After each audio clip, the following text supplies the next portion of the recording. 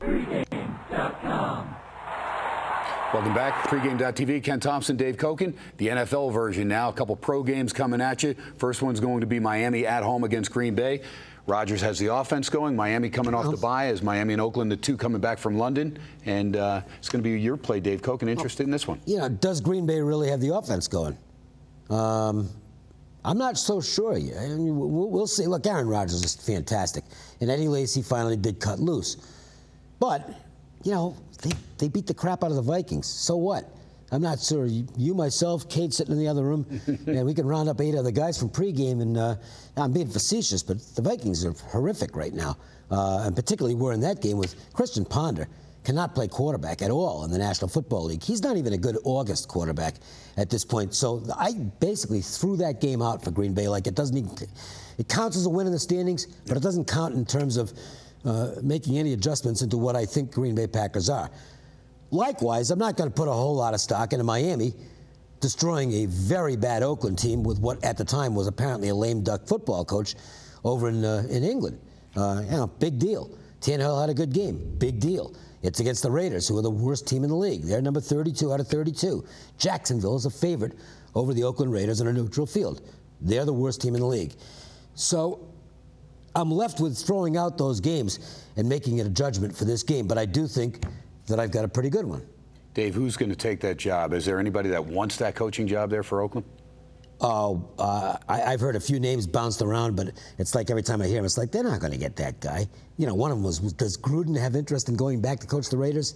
No, he doesn't. I wouldn't think he does. I don't know what they're going to do. Right now, the organization is just an absolute joke, and it's regarded as such by football people. They're way behind everybody else at this point, and you know they just continue to make the same mistakes over and over again. Al Davis's son. Look, Al Davis years ago was a great football man, one of the all-time greats, but his last decade or so at the helm of the Raiders wasn't pretty. The game passed him by, and I just don't think he was all there, to tell you the truth. I'm not sure the kid ever was. And they're a joke of an organization right now. There you go. Meanwhile, the AFC East, all of a sudden, Buffalo, Miami, New England, 3 teams playing decent football. And the Green Slime, the Green Slime not playing. Oh, boy. Why is that man still coaching that football team? He won't be for long. Well, I don't understand why. He's a lame duck at this point, and the team's playing like it. And I've chased the Jets a couple of times this year and have been punished for doing so. Not anymore. Well, let's find out where you're going here, because Miami, again, off the bye, at home against Green Bay. Packers starting to play well, but like you said, against 2. So we'll find out which way you're going to go. This is Dave Cokin's play, and he's going to go ahead. He's going to make it official. Well, look, the Miami Dolphins are by no means a juggernaut. This is not a team that I expect to make the playoffs. I think the jury is out, but is leaning toward coming in with a negative verdict on Tannehill. I think he's going to be serviceable, but I don't think he's ever going to be more than that. So this is not a team that I've got a lot of faith in. But I'm staying with an opinion that I had before the season because I haven't really seen anything yet to tell me that I'm wrong on this. And that's that the Green Bay Packers were an overrated football team coming into the season. A couple of critical injuries in this team, one on the offensive line, one on the defensive line. That nose guard being gone was a big absence to this team. They haven't adjusted to that all that well. And the offensive line, quite frankly, at times has a lot of problems protecting Aaron Rodgers. I don't think the Packers are a bad football team by any means. I'm not saying that they're going to be a 6-10 squad or anything like that. But to me, they look like a team that's not measurably better than Detroit or Green Bay, or Detroit or Chicago, I should say, and might, in fact, be less than either one of those teams. We'll see how that shakes out.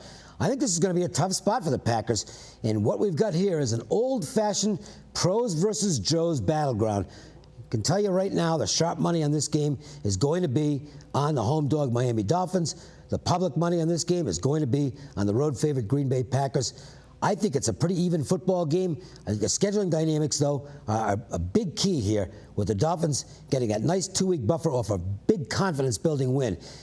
That's where the Raiders' win does matter.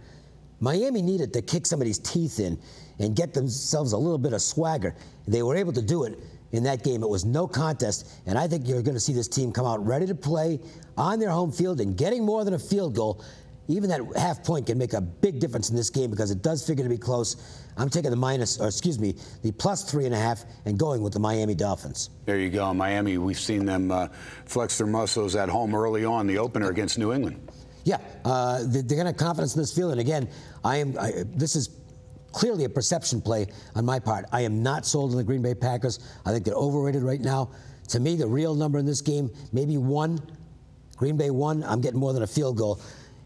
NFL, unlike college football, I think college football, I want to get more of a variance, and there can be more of a variance. In the NFL, I'm just looking for a couple of points. If I can get that, especially with the key number getting crossed as far as my numbers are concerned, that's just going to be a game I take, and I will be on Miami at 3.5. If it's 3, or if it, heaven forbid, drops to 2.5 by game day, I don't like it plus 2.5. I don't think the value is there. So this is a jump in while the water is nice and cool, rather than ice cold.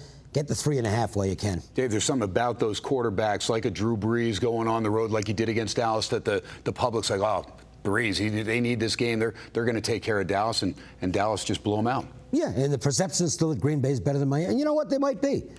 I could be dead wrong on this. It's the NFL. It's not exactly a league where I'm averse to being wrong. But my perception is that the Packers are not particularly better than the Dolphins. Maybe a field goal better on a neutral field. And you weigh in a home field advantage of a couple of points.